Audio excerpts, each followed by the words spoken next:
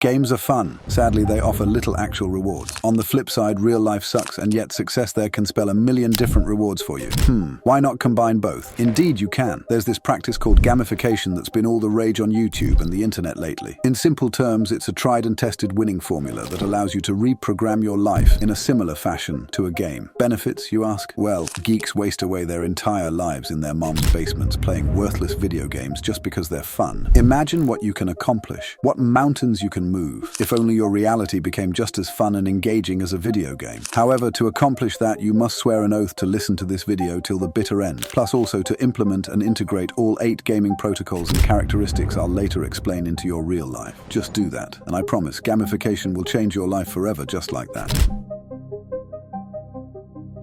Whatever game it is, the ultimate direction and goal is always crystal clear, and it isn't something as vague and unclear as just basically winning. I mean, yes, winning's important. However, it's also obvious. The question is where to win. In games, as I just said, you know the answer to the above question almost intuitively. Whether it be defeating the Demon King in an RPG, or pulling a checkmate against your opponent in a chess game, or even just surviving while also putting holes in your enemies in a military-themed battle royale. Whatever the game may be, the direction is always certain. Regrettably, real life doesn't come with an instruction manual that says clearly what your destiny is. More often than not, we must do the soul-searching ourselves to figure out which direction suits us best. Sadly, there's no way around that. To progress at real life with game-like efficiency, you have no choice but to put in those extra hours into research until you're finally settled upon a satisfying direction. And once you have, stick to it. Imagine you're playing a new role-playing game for the very first time. Before anything else, you must first create and personalize your in-game character, and only afterwards can you jump into the fray of the action, right? Whether that character will be a brave knight, a famous wizard, a benevolent king, or even just a common merchant or a cunning thief, that's your choice to make, isn't it? Same goes for real life, where nobody except you reserves the right to decide what character you must eventually become. That said, start envisioning what your dream real-life character version of yourself looks like. What's his career, status, mindset, dreams, and also his or her appearance, of course. Is he more jacked, has longer hair, is more wealthy, cunning or skillful, whatever. That's your level 10. Whereas now, you may be not much further ahead than level 1 or 2. Remember, defining your ideal real-life game character is critical for success, because otherwise, even if you win, success may taste bitter since your dream was always to study the wonders of magic as a magician and not rule some pain in the arse kingdom. Real life sucks, since unlike video games, there's neither a status screen telling us which objectives and missions to clear next, nor any map or compass pointing us in the ideal direction to move towards even just to accomplish our short-term objectives. Sadly, such a hierarchy of actionable steps and goals is indeed crucial if you're to progress steadily on the landscape of life. No worries, though. So what if life doesn't come with an inbuilt instruction manual or something? It only means you've more freedom to decide upon your direction and goals yourself. And once you do, you can also, with certain flexibility, break down those goals into smaller, bite-sized objectives. Simple enough, right? Just try writing down any of your current tasks and then proceed to break it down further into smaller segments with actionable steps and proper order of occurrence along with deadlines as well. Do that, and soon you'll be able to frame your attention on any goal of your desire to a point of obsession almost, just as the game developers indirectly train our minds to do so in games. What better way to track your progress than using in-game statistics? You may delude yourself into thinking you're a world-class chess prodigy. However, if your app statistics reveal that for every game won, you lost 10 as many, then sorry to burst your bubble of fantasy, bud, but you're more likely to be a world-class loser, actually. The message is clear, my friend. Statistics are invaluable in helping you grow, as they not only allow you to keep track of your consistency, but they also highlight weak areas to improve upon, etc. As I always like to say, the percentages never lie.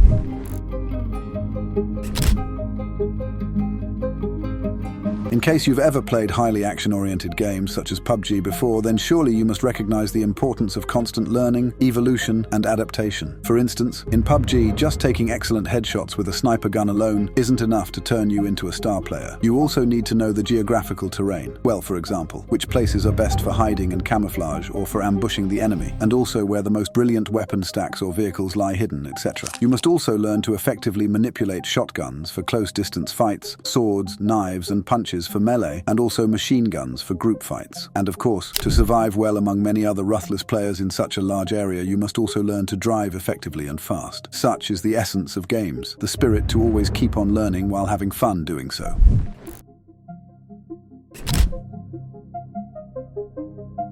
Without the enticement of paradise, many among us wouldn't lift a muscle in the name of good. Similarly, if not for the threat of hellfire and burning, many also wouldn't give a damn about stealing or bullying others every once in a while. Point is, as evolutionary creatures, it's in the core programming of our system to measure each action on the scales of cost and benefit, risk and return, and also rewards and punishment. For instance, in the famous language learning app Duolingo, people risk breaking their year-long streak if they fail to log in and finish any one language lesson by midnight daily. That may not mean much to you, but then again, different punishments and rewards appeal differently to different people, no?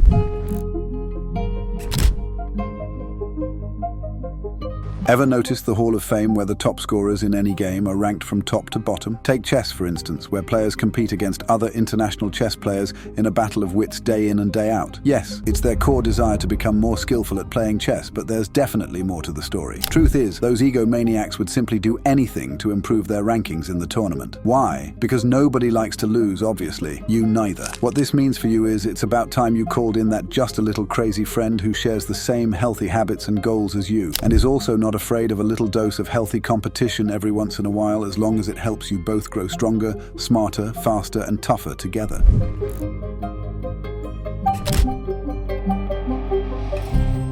Have you ever seen a geek complain about how much he hates smashing away on his keyboard every single night? Of course you haven't. Despite being challenging at times, nobody ever miserably complains about staying awake the entire night just to defeat that difficult final boss, right? Why not? Because, as I said, games are fun and stimulating, and so even the tough times are more engaging than they are awful. You don't ever actually feel miserable after playing the same game for hours upon hours, do you? If sleep wasn't a barrier and if circumstances allowed it, you'd likely keep on playing forever, right? Games like Pokemon Go accomplish this perfectly. Just think about it. Players never realize, nor pay much attention to, the fact that they've been walking for hours, and thus indirectly exercising lots daily. I mean, who really cares about how much distance remains to be covered when you're actually having so much fun catching Pokemons across the entire neighborhood? And so what, even if you have to run many miles, as long as you're having lots and lots of fun being chased by an army of bloodthirsty undead zombies, like in Zombies Run? To sum up, by gamifying your life, you're essentially reprogramming your brain to love your life's journey more and perform all its hardships with ease. Remember, life is meant to be fun. Sure, it may not come with the joy and excitement of a game by default, but if you learn to fill your life with goals, rewards, and a proper direction, then I promise, life will become just as fun as any game you'll ever play. What do you think? What's your perspective on gamification and reprogramming your life? Is it worth it, or do you think I'm just exaggerating? Comment down below to let me know, and I'll see you in the next one. Goodbye.